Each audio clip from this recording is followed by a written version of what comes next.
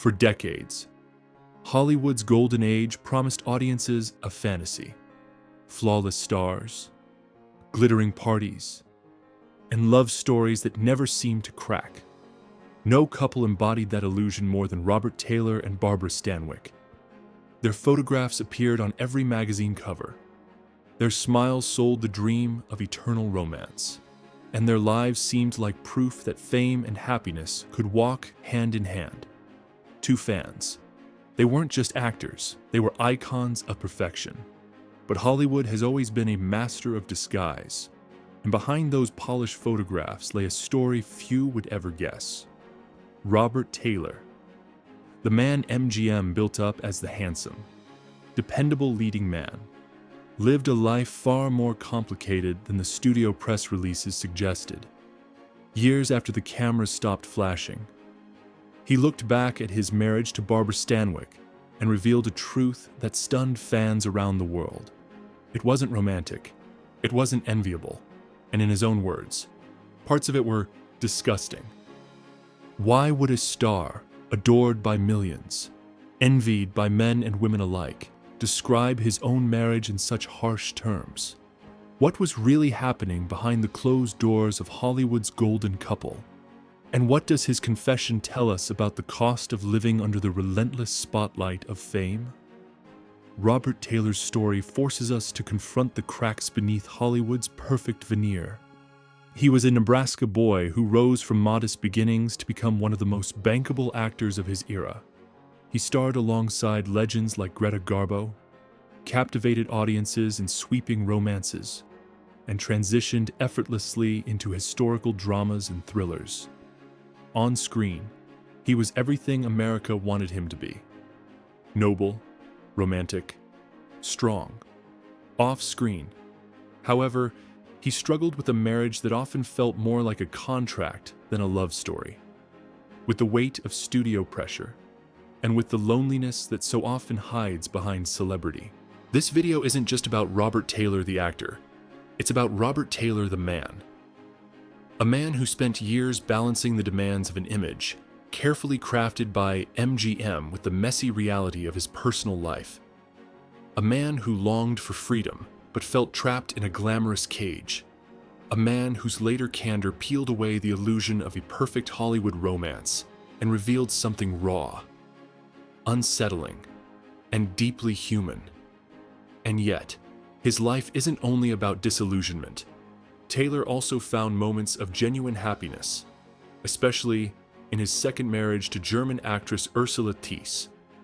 With her, he built a family and experienced a quieter kind of joy, far removed from the orchestrated publicity of his first union. But even here, tragedy was never far away, just weeks before Taylor himself would die of lung cancer. Ursula's son lost his life to a drug overdose, a devastating blow that cast a shadow over their final days together. So why tell this story now? Because Robert Taylor's life still speaks to us today.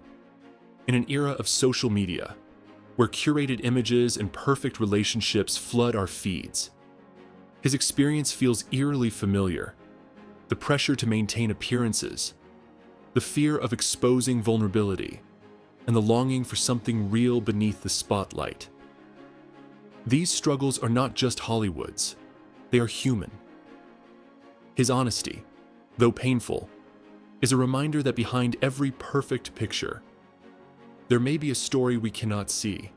Over the course of this video, we will journey through Robert Taylor's rise from small-town Nebraska to the heights of stardom. We'll revisit his legendary roles, examine his turbulent marriage to Barbara Stanwyck, and uncover the tragedy and resilience that marked his final years. Most of all, we'll listen to the man himself, a star who dared to admit that the dream everyone else admired often felt like a nightmare from the inside, because sometimes the most captivating story isn't the one told on screen, but the one whispered long after the cameras stop rolling. Every Hollywood legend begins somewhere far less glamorous. And Robert Taylor's story starts in the wide-open plains of Nebraska. Born Spangler Arlington Brugge in 1911, he grew up in a world far removed from the bright lights of Los Angeles. His hometown was small, his family modest, and his upbringing steeped in the discipline and humility of Midwestern life. Those early lessons in resilience, hard work, and respect would stay with him even as he stepped into the whirlwind of Hollywood, unlike many stars of his era, who became consumed by their own fame. Taylor's small-town roots gave him an unusual steadiness, and perhaps an unusual fragility when faced with the artificiality of stardom. As a young man, Taylor didn't set out to be an actor. He studied at the University of Southern California, originally pursuing engineering. It was almost by chance that he stumbled into acting, a shift that would change not only his life, but also Hollywood history. That discovery revealed his natural charisma, his striking profile, and a presence that seemed born for the screen. Metro-Goldwyn-Mayer, the most powerful studio of the era, recognized his potential immediately. They signed him, groomed him, and turned him into a star from the beginning. Taylor was different from many of his contemporaries. Hollywood in the 1930s loved to typecast, boxing actors into one kind of role: the romantic lead, the cowboy, the comedian. But Taylor defied those boxes. He could move seamlessly from tender love stories to epic adventures, from dramas dripping with emotion to gritty war films. This flexibility made him one of MGM's most valuable assets. It also reflected something deeper. Taylor was not a man to be pinned down easily, at least professionally. In his roles, he showed the vulnerability, quiet strength, and humanity that audiences craved. His breakthrough came in films like Camille, 1936, where he starred opposite the legendary Greta Garbo. The film not only cemented his status as a romantic leading man, but also demonstrated his ability to hold his own alongside one of the greatest actresses of all time. Later, with Waterloo Bridge, 1940, Taylor showcased a different side, an actor capable of emotional depth and sincerity, connecting with audiences on a level beyond mere charm. By the 1940s, Robert Taylor was not just another face on the silver screen. He was a symbol of reliability, strength, and, in many ways, the idealized American man. And yet, while Hollywood adored him, there was always another side to Taylor's rise. MGM was a studio notorious for controlling its stars, shaping their public image, dictating their behavior, and even arranging their personal lives if necessary. Taylor's career was guided with precision, ensuring that nothing disrupted the illusion of perfection. This control gave him fame, but cost him freedom. In hindsight, it's easy to see how those early years of being molded by the studio foreshadowed the struggles he would later face in his personal life, especially his marriage to Barbara Stanwyck. He was still finding his voice as a man, even as he was projected to the world as a finished product. His fans, of course, knew nothing of these backstage realities. To them, Robert Taylor was the perfect leading man, dignified, handsome, versatile, and entirely reliable. He became the actor people trusted to deliver not only entertainment, but also an ideal of masculinity that audiences craved in uncertain times. As World War II loomed and the world grew darker, Taylor's screen presence provided a kind of comfort, a reminder of stability, loyalty, and honor. But beneath the studio polish, Taylor remained, at his core, that boy from Nebraska, a man shaped by modesty, yet thrust into an industry that demanded constant performance.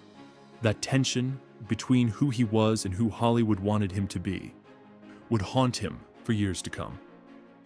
His rise to stardom was meteoric, but it also set the stage for the greatest contradiction of his life. How a man who embodied strength and freedom on screen could feel so powerless in his own marriage and personal happiness. the seeds of that struggle were planted here, in the golden years of his early fame. By the late 1930s, Robert Taylor was firmly established as one of Hollywood's most reliable and admired leading men. He had the looks, the charm, and the versatility that studios craved. But in Hollywood, a star's career wasn't just about what happened on screen. It was equally about the image projected off-screen. And for Taylor, that image became inextricably tied to one of the most respected and admired women in the industry, Barbara Stanwyck. Barbara was no ordinary actress. By the time she and Taylor crossed paths, she was already a powerhouse known for her talent, independence, and commanding presence both on and off screen. She had fought her way up from humble beginnings, earning a reputation as one of the hardest working women in Hollywood. If Taylor was the epitome of quiet charm, Stanwyck was the embodiment of discipline and strength. To fans, their pairing seemed like destiny. He was the handsome rising star. She was the respected queen of the screen. Together, they looked unstoppable. Their marriage in 1939 was a media sensation. The ceremony, held in San Diego, struck a balance between Hollywood glamour and intimate celebration. Close friends, fellow stars, and family gathered to witness what many believed was a union made in cinematic heaven. The press devoured every detail, presenting Taylor and Stanwyck as the ultimate golden couple. For the public, it was proof that fairy tales didn't just happen on screen. They could happen in real life too. But as with many Hollywood fairy tales, the reality was far more complicated, behind the scenes. The marriage quickly revealed its cracks. The truth was that Stanwyck entered the marriage as the bigger star. She was more experienced, more powerful in the industry, and accustomed to calling the shots in both her career and her personal life.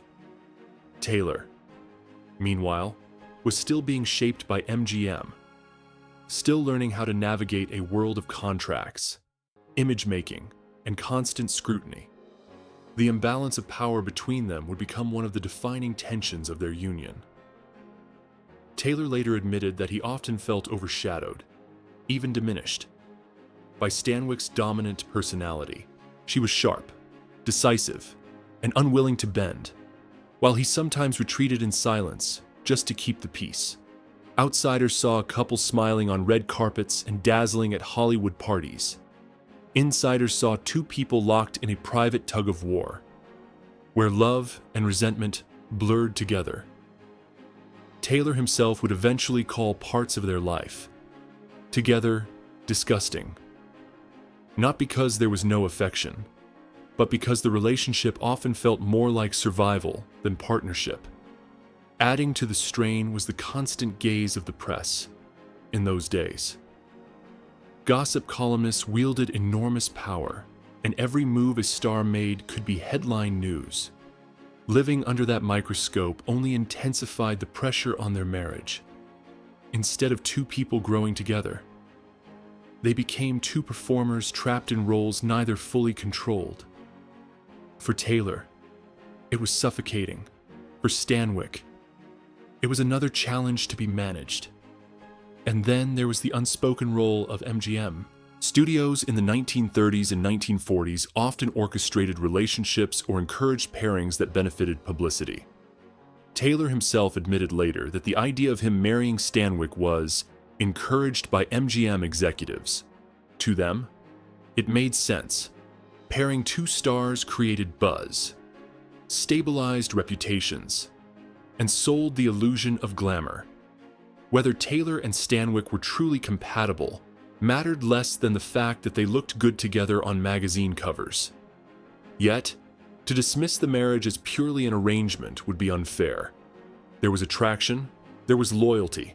For more than a decade, they built a shared life, even raising Stanwyck's adopted son, Tony, from her previous marriage.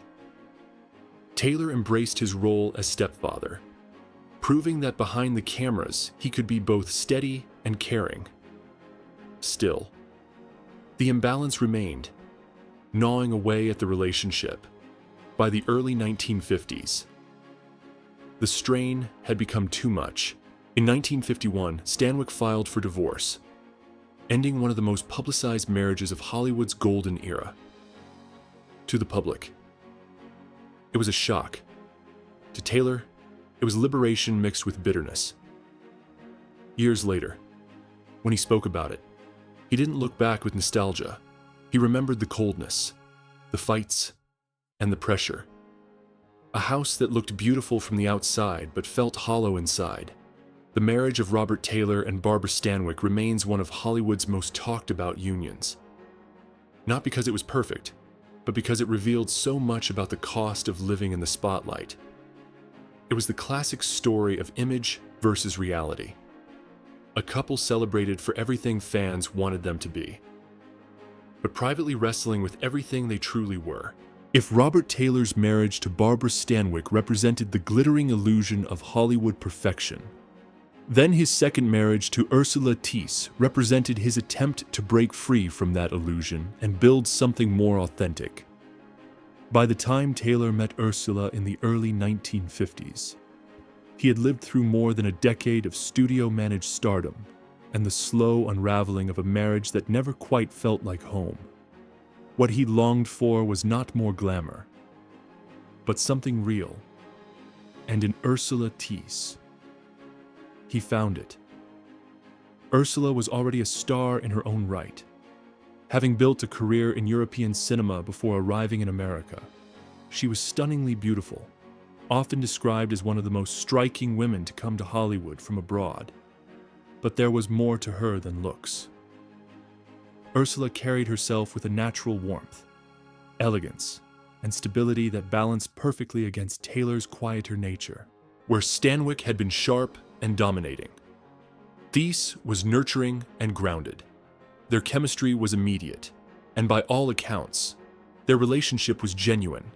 After 2 years of courtship, Taylor and Ursula married on May 23, 1954, in Jackson Hole, Wyoming. The location itself spoke volumes. Far from the red carpets of Los Angeles, they chose the serene beauty of the outdoors. For Taylor, who loved wide-open spaces and the simplicity of nature, it was a declaration that this union was different. This was not about appearances. It was about peace, family, and personal happiness. Together, they built a family life that seemed refreshingly ordinary compared to the carefully staged world Taylor had known with Stanwyck. The couple welcomed 2 children, Terrence, born in 1955, and Tessa, born in 1959. Taylor adored fatherhood, away from the studio lights. He delighted in the small moments of raising children, playing in the yard, sharing stories, and enjoying a quieter rhythm of life. Friends noted that he seemed happiest when simply being a dad, not a star. But Ursula also brought 2 children from her previous marriage, Manuela and Michael. Taylor embraced them as his own, determined to provide stability in a blended household. He knew firsthand the importance of guidance, and he tried to offer that to Ursula's children. For a time, their home reflected exactly what Taylor had longed for: a place of warmth, love, and real connection. Yet, life has a way of testing even the most stable foundations. While Terrence and Tessa grew up surrounded by love, Ursula's son Michael struggled. His life was marked by turbulence, battles with inner demons, brushes with the law, and long stretches of instability. In 1964, he was even sent to a reformatory after an incident where he attempted to poison his father with insecticide, a shocking act that hinted at deep pain beneath the surface. Despite these struggles, Taylor never gave up on trying to help. He remained a steady presence.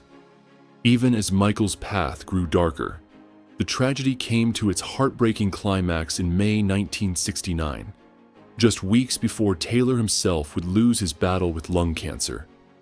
Ursula discovered Michael dead in a Los Angeles motel room from a drug overdose. The timing could not have been crueler. As Taylor's own health was failing, he had to face the devastation of losing a stepson he had tried to guide. Friends and family recalled the sorrow that weighed heavily on the household in those final weeks. A sorrow compounded by Taylor's own looming mortality. And yet, even in tragedy, there was love. Ursula remained by his side until the end, their bond unshaken by the grief surrounding them, unlike his first marriage, which Taylor later described with bitterness. His union with Ursula was remembered as a true partnership, imperfect, tested, but undeniably real. She gave him the sense of home he had never found before, a love that went beyond appearances and endured even in the face of heartbreak. Looking back, it is striking how different the two marriages were, with Stanwyck. Taylor lived inside a glamorous illusion that drained him. With Ursula, he lived inside a family that gave him joy, but also confronted him with pain he could not fix. Both marriages revealed something about Taylor, that beneath the polished surface of a Hollywood idol was a man searching desperately for love, stability, and meaning in a world that often denied him those very things. By the 1960s, Robert Taylor was no longer the young matinee idol who had captivated audiences in the 1930s and 40s. His hair had turned silver, his features more rugged, but his presence remained commanding. Unlike many actors of his generation who faded into obscurity, Taylor adapted. He embraced more mature roles, took on television projects, and found ways to stay relevant in a rapidly changing industry. Yet even as his career continued, his health began to falter. Years of smoking, a habit almost synonymous with Hollywood stars of his era, caught up with him. By the late 1960s, Taylor was battling lung cancer, a fight he would not win. But before his death in 1969, Taylor made headlines for something far more startling than a film role. At the age of 57, he broke the silence about his marriage to Barbara Stanwyck, a silence he had kept for years out of respect, out of image, and perhaps out of fear. What he revealed shocked fans who had once idolized the couple as Hollywood perfection. "People thought Barbara and I had the dream marriage," he said candidly. But the truth was, it wasn't all love and roses. Behind closed doors, we weren't Robert Taylor and Barbara Stanwyck, Hollywood's golden couple. We were two people who often couldn't stand each other. The words cut through decades of illusion. Taylor admitted that the marriage often felt more like a studio arrangement than a true love story. MGM had encouraged the union, he confessed, because it made sense for publicity. To the public, it was a fairy tale. To Taylor, it was suffocating. He described a life where Stanwyck's dominant personality overshadowed him, where arguments cut deep, and where love was often replaced by survival. "It's disgusting when a marriage becomes more about power than about love," he reflected, for a man who had built his career on being the epitome of the strong, silent type. This confession was explosive. It tore away the carefully preserved image of Hollywood's golden couple and exposed the reality. A marriage defined not by passion, but by imbalance and pressure. Fans were stunned. Some refused to believe him, clinging to the fantasy. Others saw his honesty as a rare glimpse into the human cost of celebrity life. What made Taylor's confession so powerful was its timing. By then, he had little left to lose. His health was failing, and he seemed determined to leave behind not just films, but also the truth. In doing so, he forced audiences to reckon with the difference between the Hollywood dream and human reality. His words became a mirror, not only reflecting his own pain, but also challenging the culture of silence that had long dominated the industry.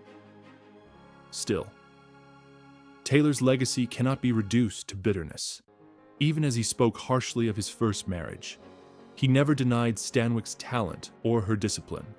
He acknowledged her strength, her loyalty to her work, and her refusal to compromise her standards. His words weren't meant to destroy her reputation, but to finally give voice to the emptiness he had carried for years. And then there was Ursula Thies. In his second marriage, Taylor found something closer to the love he had longed for. Even amid tragedy, their partnership stood as proof that Hollywood stars, for all their image-making, were human beings searching for the same things as anyone else: love, family, and peace. Robert Taylor died on June 8, 1969, at the age of 57. His passing marked the end of an era. To many, he remained the quintessential leading man, the perfect profile, the noble hero, the man who seemed untouchable. But to those who listened to his later words, his story was far more complicated. He became not just a star, but a symbol of the hidden costs of fame, the dangers of illusion, and the courage it takes to tell the truth. Today, his legacy lives in two forms: the glamorous images preserved on celluloid, and the raw honesty of his reflections. Together, they remind us that even the brightest stars can be shadowed by pain, and that behind every perfect picture, there may be a story too complex for the cameras to capture. Robert Taylor's life was a paradox to the outside world. He was the embodiment of everything Hollywood promised, a man who seemed born for the screen, whose career spanned decades, and whose image captured the fantasies of millions. He starred alongside legends, transitioned gracefully across genres, and remained a fixture in an industry that devours its stars as quickly as it creates them. But behind the spotlight was a man who quietly wrestled with imbalance, loneliness, and the suffocating weight of appearances. His first marriage to Barbara Stanwyck revealed how deeply Hollywood's obsession with image could invade personal life. To the press, they were golden. Two stars joined in what looked like eternal romance. But as Taylor later revealed, the reality was often cold, strained, and even manipulative. That gap between appearance and truth is at the heart of his story. His marriage, once envied by millions, became for him a prison of expectations, where passion was replaced by duty and control. It was a reminder that sometimes the roles actors play off-screen are the hardest to endure. And yet, his second marriage to Ursula Thies offered another side of the story. That even amid fame and tragedy, it is possible to find love that feels real. In Ursula, Taylor discovered the family life he had long craved. He found joy in fatherhood, contentment in simplicity, and a partnership that, though tested by heartbreak, remained anchored in affection. The tragedies that shadowed their family, particularly the death of Ursula's son Michael, were devastating. But unlike his first marriage, this union was not hollow. It was filled with the humanity Taylor had spent years searching for. What makes Taylor's life compelling isn't simply his stardom, but his honesty. At 57, facing his own mortality, he chose to tell the truth about his past. He admitted that the golden couple image was a facade, that love had been overshadowed by power and publicity, and that, even in the grandest homes, one can feel cold and alone. Those confessions stripped away Hollywood's illusion and left us with something raw, the voice of a man who had lived both the dream and the nightmare of fame. So what can we learn from Robert Taylor today? His story resonates in a world where appearances still dominate. Social media floods us with curated images of perfect lives, flawless relationships, and unshakable happiness. But as Taylor's life shows, appearances can be deceiving. Behind every glamorous post or carefully staged photograph may be struggles, insecurities, and pain invisible to the outside world. The lesson is not to envy the illusion, but to seek authenticity in our own lives and in the lives we choose to admire. Taylor's legacy is thus twofold. On one hand, he remains the star who captivated audiences in classics like Camille and Waterloo Bridge, a symbol of Hollywood's golden age. On the other, he is the man who pulled back the curtain, reminding us that fame is never free and that personal happiness cannot be scripted by a studio. His courage to speak the truth, even when it shattered illusions, is perhaps his greatest role, not performed on a soundstage, but spoken with candor near the end of his life. As viewers, we are left with a question. Would we rather believe the dream or face the truth? Robert Taylor gave us both. The dream still flickers on film reels, immortalized in black and white. But the truth, that real love, real peace, and real meaning are found not in appearances but in authenticity, may be the lesson worth carrying with us, because in the end, it wasn't the perfect profile or the polished performances that defined Robert Taylor. It was his humanity, flawed, searching, vulnerable, that told the story Hollywood never could.